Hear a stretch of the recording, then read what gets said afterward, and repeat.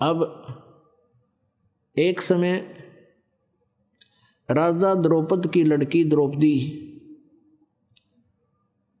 प्रतिदिन गंगा के ऊपर स्नानार्थ जाया करती थी। उसके पिता ने अपनी बेटी के लिए और अपनी रानियों के लिए घाट बना रखे थे नहाने के लिए। गंगा पर पक्के घाट बनवा रखे थे।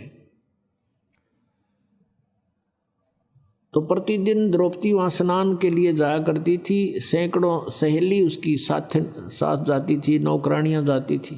अब परमात्मा को हमारे भविष्य का भी पता है कि इस आत्मा पर आगे के बिजली गिरेगी, उसकी भी व्यवस्था वो पहले ही करवाता है। अब क्या किया परमात्मा ने, 100 छल छिद्र मैं करूं, तो वहाँ एक दिन एक अंधे महात्मा का रूप बना के परमात्मा वहाँ चले गए जहाँ द्रौपदी स्नान करने जाया करती थी। अब द्रौपदी अपनी सहेलियों के साथ वहाँ पहुँची। महात्मा अंधे थे, नहा रहे थे। उनके पास कोई अन्य वस्त्र नहीं था, ओनली एक लंगोट था जो उसने बांध रखा था, और कोई वस्त्र नहीं था। गर्मियों के दिन थे।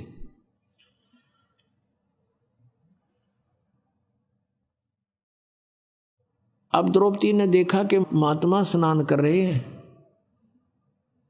और जनाना जो उनका नहाने का स्थान था उसके डाउन स्ट्रीम में जिधर पानी बहकर जा रहा था, वहाँ उससे दूरी पर लगभग 2-3 एकड़ 400-500 फुट की दूरी पर स्नान कर रहे थे।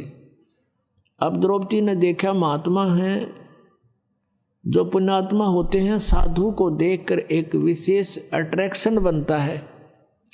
और परमात्मा कबीर देव जी भी कहते हैं, कबीरा दर्शन साध के परमात्मा आवे याद, और लेखे में वाहे घड़ी बाकी का समय बर्बाद।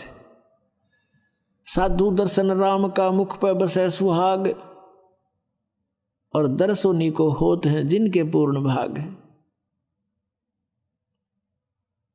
तो द्रौपदी की आत्मा क्योंकि पहले जन्म जन्मांतर से भगवान की भक्ति करती आ रही थी और परमात्मा के साथ नहीं जा चुकी वो आत्मा, फिर वहाँ अपने कर्म न भोग रही थी। एकदम कसक हुई कि महात्मा से कुछ बात करेंगे, परमात्मा की चर्चा करेंगे। फिर उसने सोचा कि साधु स्नान कर रहे हैं, तू भी स्नान कर ले, फिर आराम से बैठकर बात करेंगे, कुछ चर्चा करेंगे भगवान की। द्रौपदी ने स्नान कर लिया, आध पौन घंटा लग गया, और वस्त्र पहन के साड़ी बांध के वो बाहर आई। क्या देखा कि महात्मा की तरफ देखा कि चले तो नहीं गए। सामने क्या देख रही है कि महात्मा तो गहरे जल में चले गए। पहले तो ऊपर थे घुटनों से पानी में, फिर एकदम नीचे इतने पानी में, छाती पानी में पहुंच गए।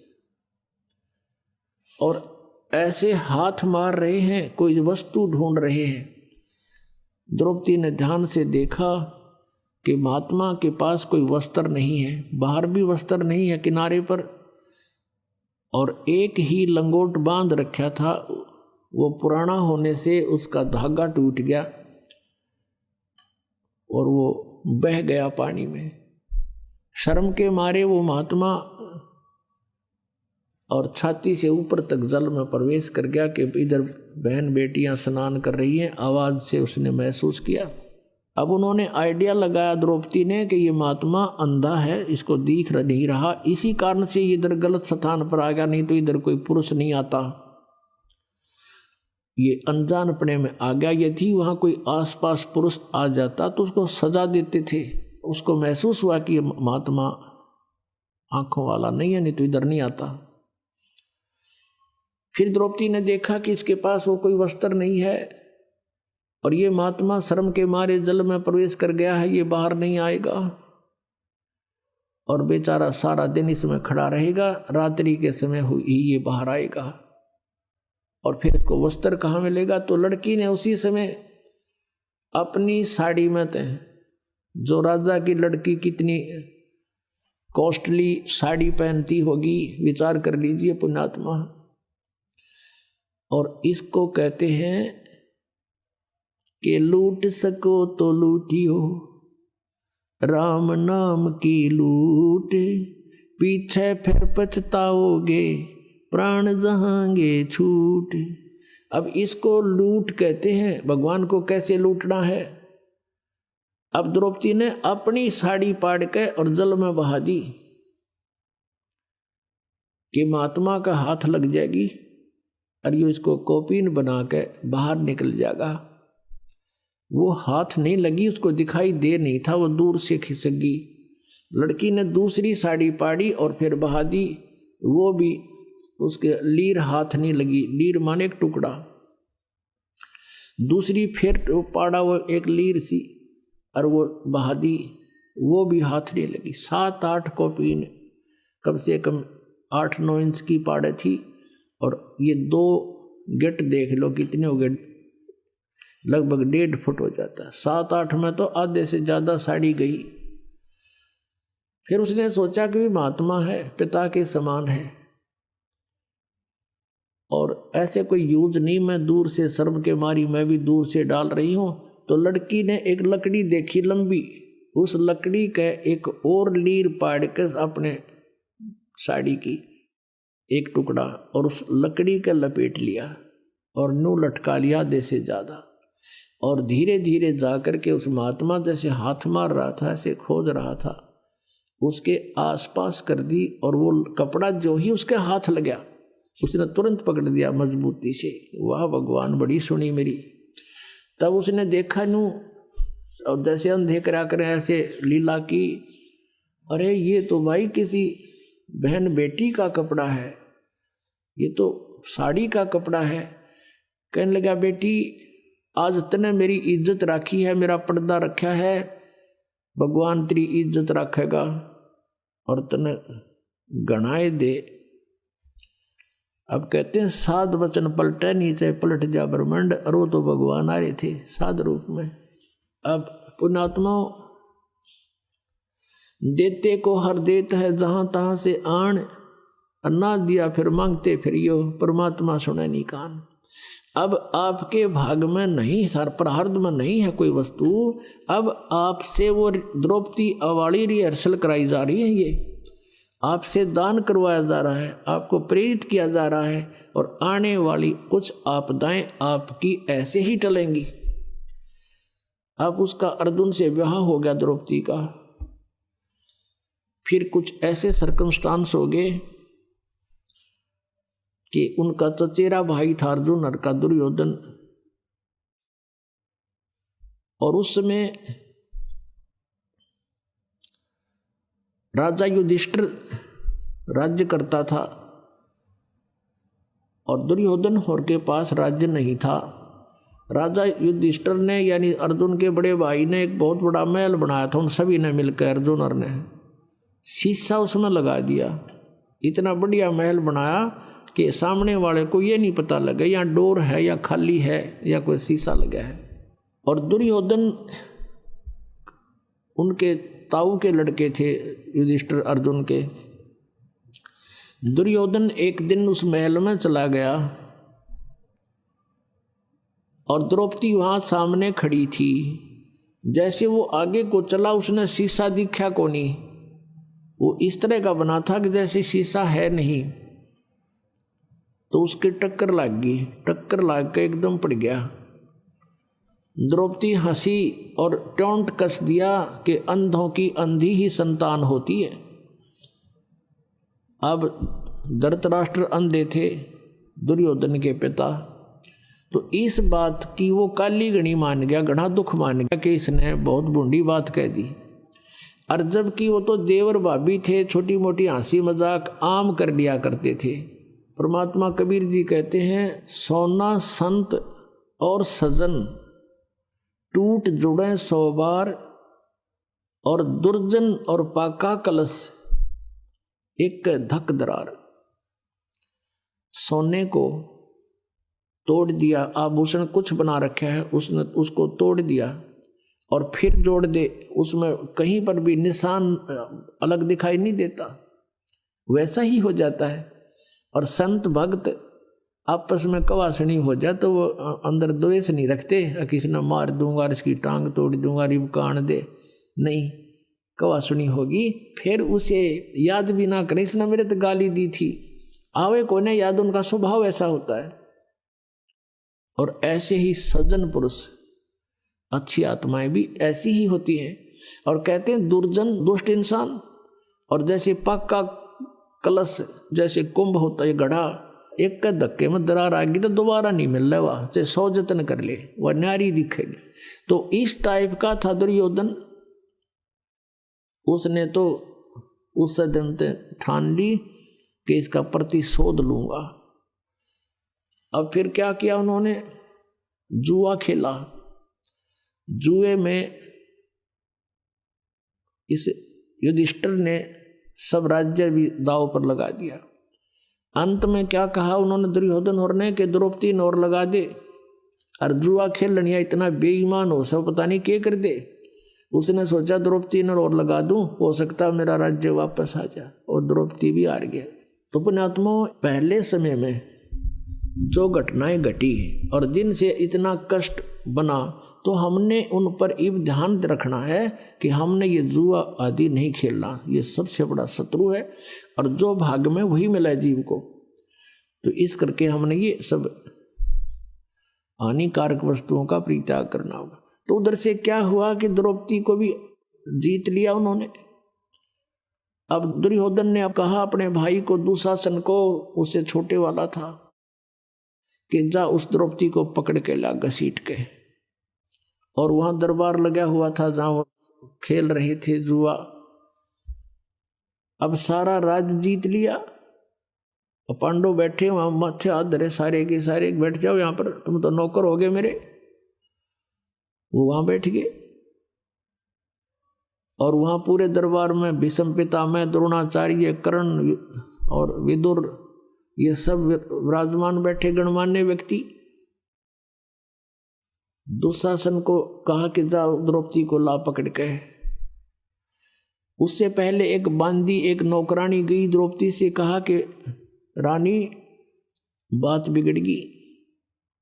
द्रौपदी ने कहा क्या हो गया, कि राजा युधिष्ठिर ने जुए में सभी राज्य जिता दिया और तेरे को भी दांव पर लगा दिया, दुर्योधन ने जीत लिया। अब तुझे लेने आ रहे हैं और तुझे नंगी करेंगे वहां पे। वो कह रहा उसको लाओ, यहाँ सुबह में नंगी करेंगे, क्योंकि हम तो अंधों की संतान हैं, हमें कुछ दिखाई नहीं दे, उसको शर्म आएगी नहीं। द्रौपदी कहने लगी कि बांदी तुझे नहीं मालूम, ठीक है जुआ में हार गए होंगे, मान गई तेरी बात, लेकिन नंगी कैसे करेंगे मुझे। वहां भीष्म पितामह बैठे हैं, द्रोणाचार्य गुरु बैठे हैं, और कर्ण बैठे हैं, उनके रहते क्या ऐसा जुल्म वो कर सकते हैं। अब बांदी कहने लगी मुझे नहीं मालूम, वो कह रहा था दुर्योधन कि नहीं ऐसा नहीं होता। अब इतने में दुशासन पहुंच गया और पकड़ कर उसके बाल यहां से घसीट के लाया ना, बुरी तरह बेइज्जती करके सभा में खड़ी कर दी। अब दुशासन ने कहा कि क्या आदेश है भाई इसके लिए। दुर्योधन ने कहा कि इसको नंगी कर दे, इसकी साड़ी चीर उतार दे, हम तो अंधे हैं, अंधों की संतान अंधी होती है, हमें थोड़ा ही कुछ दिखाई देगा इसका। अब यूं कह करके उसने दुशासन जो ही उसकी तरफ चला, उसका पल्ला पकड़ दिया साड़ी उतारने के लिए। तब उसने भीष्म पितामह, द्रोणाचार्य और कर्ण की तरफ कहा जो वहां बैठे थे, उनसे प्रार्थना की, नीची गर्दन कर ली, क्योंकि उस दुर्योधन के दुष्ट अन्न को खाकर उनके अंदर दोष पैदा हो गया था। फिर उसने देखा अपने 500 पांडव बैठे थे वहां पर कि ये अब कैसे सहन करेंगे मेरी इस बेइज्जती को। तब उनकी तरफ देखा, उन्होंने भी नीची गर्दन कर ली, क्योंकि वो वचन में बंध चुके थे। अब उसने देखा है कमाल की बात होगी, कोई भी नहीं सुन रहा मेरी। अपन आत्माओं, वहां वो 3 ऐसी बला बैठी थी, ऐसे सूरवीर बैठे थे। कौन कौन? द्रोणाचार्य, भीष्म पितामह और कर्ण। उनमें से एक भी खड़ा होकर न्यू कह देना दुशासन खबरदार जो इस बेटी का हाथ लगाया था, निकम्मे तुम क्या कर रहे हो, ऐसा जुल्म किधर देखा ना सुना, ऐसी बेइज्जती कर रहे हो तुम। तो दुर्योधन की हिम्मत नहीं थी, वो इतने सूरवीर थे, उनको पता था कि न एक बार हथियार उठा लिया था सारा वकल तार देंगे। और भीष्म पितामह है, उनका सबसे बुजुर्ग आदमी बैठा और वो भी दुष्ट वहीं बैठा रहा, एक भी ओछी मंदी नहीं की तुम क्या कर रहे हो। मान लीजिए सभा में एक बार टोकना चाहिए तुम गलत कर रहे हो, ये ठीक नहीं, और नहीं मानता है तो उठ कर चला जाना चाहिए। वो उठकर भी नहीं गए, तीनों के तीनों वहीं बैठे रहे। उनके मन में दोष था कि हम भी इसको नंगी देखें, नहीं तो उठ कर चले जाते। नहीं मानते ना खड़ा होकर कहना चाहिए था भाई गलत कर रहे हो, और फिर भी नहीं मानते हैं बच्चे तो उठ कर चला जाना चाहिए। ये नियम होता है सभा का, एक सभ्य व्यक्ति का। उन्होंने ऐसा भी नहीं किया। अब परमात्मा कहते बंधे से बंधा पुकारे, बंधे से बंधा मिले छूटे कौन उपाय, और कर बंदगी निर्बंध की वो पल में दे छुड़ाए। अब जैसे किसी के पाछे हाथ बांध के छोड़ रखा है और दूसरे की भी तीसरे की, वो उन्हीं से कहे कि तुम मुझे खोल दे, वो कहे तू मुझे खोल दे। वृक्ष के बांध रखे दूर दूर, लेकिन वो नहीं खोल सकते। को निर्बंध आ रहा था उससे पुकार की कि हमें खोल दीजिए, उसने सबके बंधन खोल दिए। तो हम सभी बंधे हुए हैं यहाँ पर कर्मों के बंधन में। ओनली कबीर गॉड, परमेश्वर कबीर जी है जो निर्बंध है। अपनात्माओं, इस कथा से हमें बहुत कुछ शिक्षाएं मिलेंगी। जब तक हम भक्ति भी कर रहे हैं और अब भगवान पर आश्रित नहीं होते, और हम ये सोचते हैं मेरा मित्र है मंत्री, मेरा रिश्तेदार है एमएलए, मेरा रिश्तेदार है फलाना अफसर, या वहाँ बड़ा सेठ है वो, तब तक हम भगवान पर नहीं उस पर आश्रित हैं। और जब जहाँ भगवान के सत्र का काम होता है वहाँ ना मंत्री कर सकता, ना प्रधानमंत्री, ना मुख्यमंत्री, ना कोई राष्ट्रपति, वो तो भगवान ही कर सकता है। अब जब द्रौपदी ने देख लिया ये पति भी झूठे हैं और मेरे साथ बेइज्जती और ये नीचे गर्दन कर लिए काहे के पति, और ये सभापति देख लिए नीची गर्दन करे बैठ के, वो मेरी तरफ देखते भी नहीं, अर्ध नहीं सुन रहे। जब संसार से जिसकी हट जाता है आस्था कि यहाँ कोई तेरा नहीं, तब हम भगवान याद आता है। तब उसने आत्मा रोई, उसकी मन की पुकार नहीं थी वहाँ पर। मन की तो पुकार है मैंने गाड़ी दे दे, कार बड्डी सी, एक कोठी दे भगवान, फलाना दे भगवान, ये तो मन की पुकार। और ये आत्मा की पुकार थी, सच्ची सचमुच आवश्यकता है अब इसकी बचाव की। अब क्या होता है कि यहाँ जब हम रोते हैं, रोते तो सभी हैं, जिस पर आपदाएं आती है आत्मा सभी रोती हैं और याद भी करती है भगवान को लास्ट में। तो क्या होता है, हमारी पुकार जाती है धर्मराज के दरबार में, जो यहाँ का लेखा जोखा करता, अकाउंट करता हम सबका। और वहाँ जब पुकार जाती है तो वहाँ आसपास बहुत जोर की शोर हो जाता है उस चिल्लाहट का। तो उसी समय धर्मराज देखता है कि किस नंबर की आत्मा पर क्या आपत्ति है, और मैं उसका कोई पिछला पुण्य है कि नहीं किसी संचित कर्म में भी। फिर वो देखता है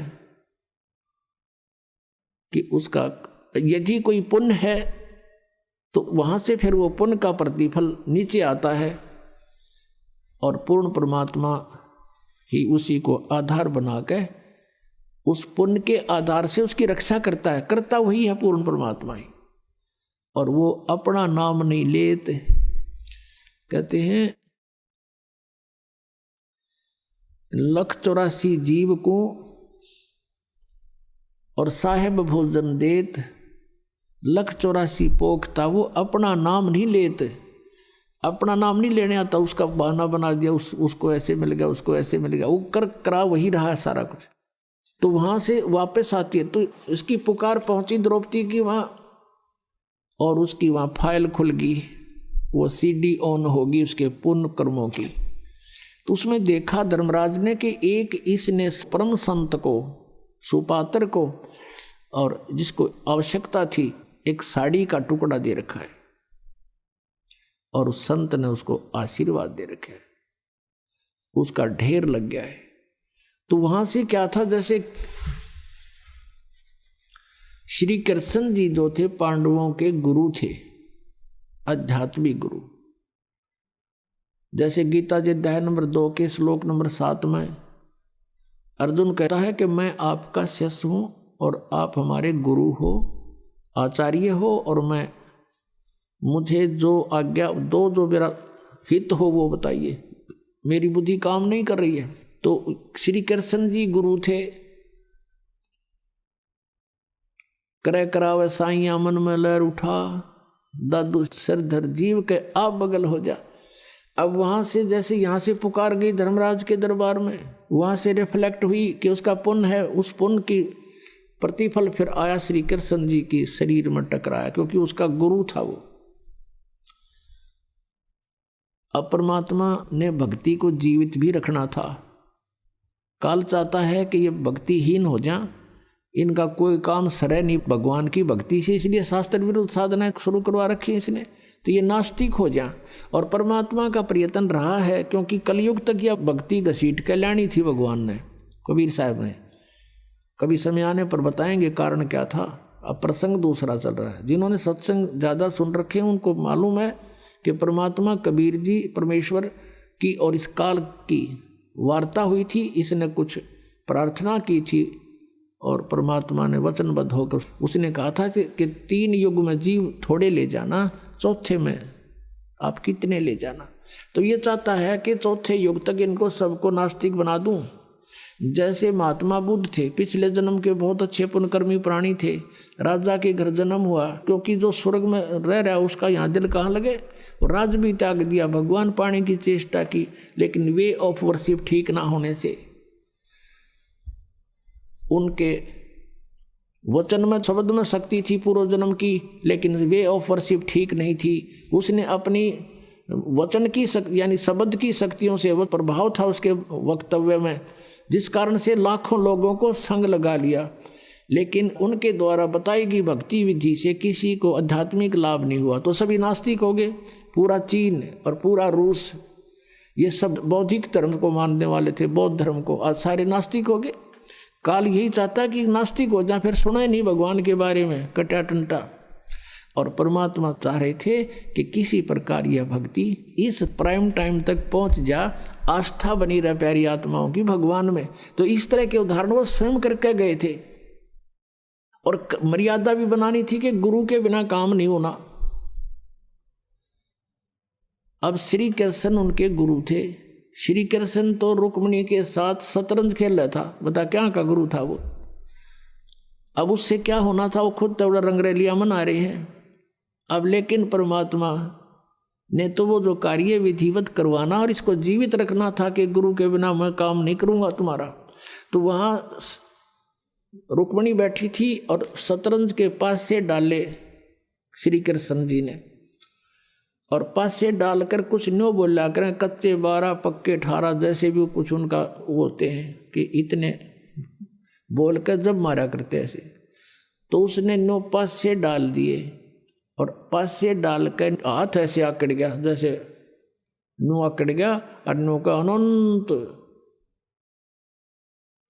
अब वो कृष्ण नहीं बोला, वो तो बुलवा गया उस परम शक्ति तय, क्योंकि वो वहां से फिर वहां भेजना था। अब हम तो यंत्र हैं उस परमात्मा के, चला वही रहा है। तो क्या बताते हैं, अब रुक्मिणी ने उनका हाथ पकड़ दिया कि हार गए ना, अनंत अनंत करने लग गए, बोल के मांगे इसमें पास से डाले हैं इसकी ये बोल। तब नो बोली कि रुक्मिणी कर पकड़ा मुस्काई, हाथ पकड़ के हंसन लागी, अनंत कहा मोकू समझाई। ये अनंत किस लिए कहा तूने, हार गया ना तू। तो वो कहते हैं दुशासन को द्रौपदी पकड़ी, हमारी भक्त शकल में सिखरी। अब यहाँ परमात्मा बुला रहे हैं श्री कृष्ण के यंत्र को, उस बॉडी को, और जो हमारा भक्त पिछोड़ी होई तो हमारा नाम न लेवे कोई। श्री कृष्ण तो वहाँ पासे खेलन लग गया, इतना कह के बस वो तो लग गया। आज जा खेल लेंगे। उसने ना पता है क्या हो रहा सांग। कहते हैं तन देही से पासा डारी, वो पहुंचे सूक्ष्म रूप मुरारी। मुरारी माने राक्षसों पाप रूपी कर्मों का नाशक। वो कबीर परमेश्वर वहां पहुंचे, कृष्ण तो वहां पास से खेल रहा था। ऐसे खेलने लगा शतरंज उसने याद भी को ना कि क्या आता ना, जैसे गीता में वो काल बढ़ के इसमें बोल गया सारी गीता जी को, उसको पता ही नहीं मैंने क्या बोला था।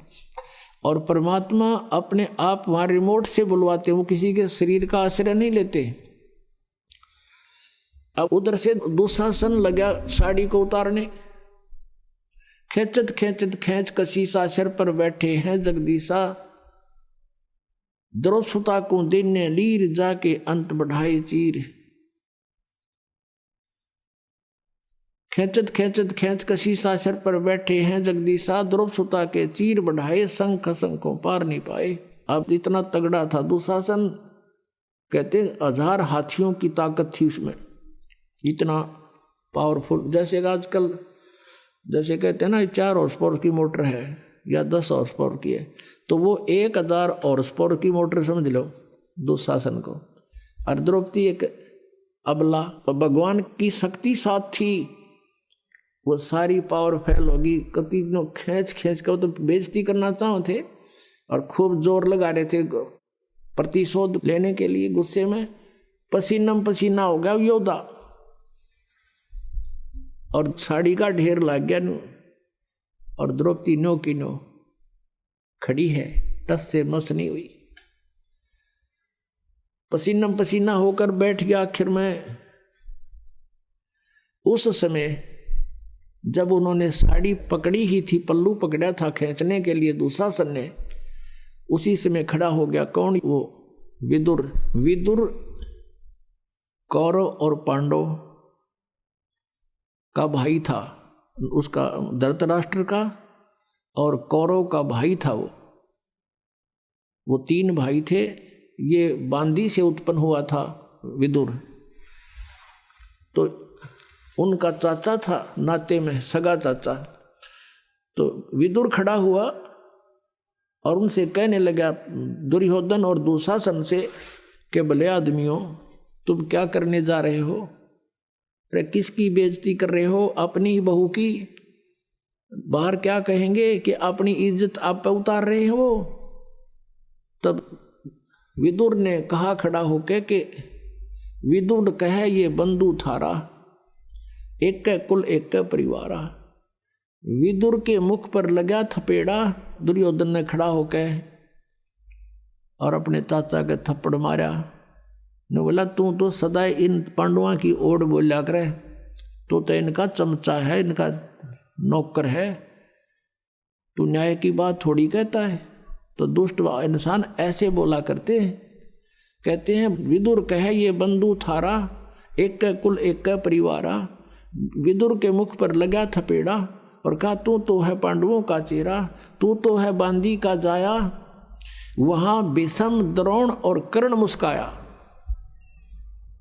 अपने आत्माओं देखो, इनको महापुरुष कहा करते, मेरा दादा भीष्म नू था, कर्ण ये था, द्रोणाचार्य तो गुरु थे उनके, और गुरु बैठे वहां पर तीनों दांतरे का डन लग गए। जब दुर्योधन ने अपने चाचा के थप्पड़ मारा और जब ये कहा कि तू तो बांदी का पुत्र है और तू तो इनका चमचा है, गुलाम है तू, उस समय कहते हैं तू तो है बांदी का जाया। ये कहा जब भीष्म द्रोण और कर्ण मुस्काया, हंसन लग गए वह तीनों, जबकि खड़ा हो जाना चाहिए था। निकम्मे अपने चाचा का नहीं हाथ कर दिया, तो उन्हें शर्म नहीं आई? खबरदार जैसी। और उनका 2 धराओं धड़ा के और छुटवा देते उस बेटी को, जा बेटा अपने घर ने। तो वो दांदरे काट दें। ये महापुरुष थे। ये था हमारा महाभारत, जिसने पढ़ पढ़ के आज तक हम बहरे हो गए। ये कथाएं थी इसके अंदर। तो वहाँ रोल देखो एक महापुरुष का। ये होते हैं सभा के अंदर जो पंच होने चाहिए। अपनी सच्ची बात कहे, कोई धमकावे चाहे मारो छोड़ो, फिर उठ कर चला जाओ। उधर उठ कर चला गया, ठीक है, अभी इतनी उसकी सामर्थ्य था, उतना कह दिया उसने। अब बात आई गई हुई। अब कुछ दिनों के बाद श्री कृष्ण आए श्री कृष्ण से बताया द्रौपदी ने कि भगवान आपने बड़ी इज्जत रखी, मैंने आपको याद किया, क्योंकि गुरु को याद किया जाता है, और आपने मेरी इज्जत रख दी। और कृष्ण जी को पता भी को नहीं कि हो गया, कहानी हुआ। राम के श्री कृष्ण ने साड़ी बढ़ा दी, तो फिर बताई गई सारी बातें कि ऐसे ऐसे हुआ था, ऐसे ऐसे हुआ था, और आपने ऐसी दया करी, साड़ी इतना ढेर लग गया, साड़ी खत्म नहीं हुई। अब भगवान श्री कृष्ण पिछले जन्म का भी साधक था और उनकी भी दिव्य दृष्टि काम करे थी। अपनी दिव्य दृष्टि से श्री कृष्ण ने देखा कि ओहो, तो द्रौपदी ने पूछा कि गुरुवर मुझे किस पुण्य का फल मिला ये। तब श्री कृष्ण ने अपनी दूरबीन से देखा, दिव्य दृष्टि से देखा, उसके प्रारब्ध में झांक के। ये तो आम आदमी देख लेते थे, पहले इतनी अच्छी आत्मा होती थी। जैसे कहते हैं धृतराष्ट्र ने ऐसे, कोई कथा फिर बताएंगे, प्रसंग बदल जाएगा। तो अब उसने देखा कि द्रौपदी तूने एक अंधे महात्मा को एक साड़ी का टुकड़ा पाड़ के दिया था, और उस अंधे को दिया हुआ दान तेरा यूं फल गया, उसका प्रतिफल है ये। तब उसको याद आया को तेरे की।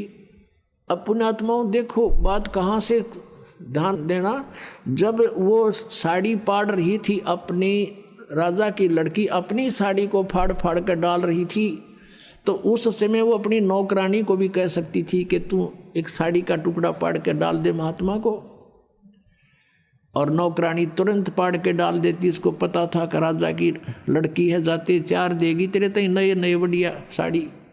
लेकिन नहीं, इतना ज्ञान दिया जाता था बच्चों को कि मैं जो रोटी खाऊंगा मेरा पेट भरेगा, मैं दान करूंगी तो मुझे मिलेगा, उसको इतना भी मालूम था।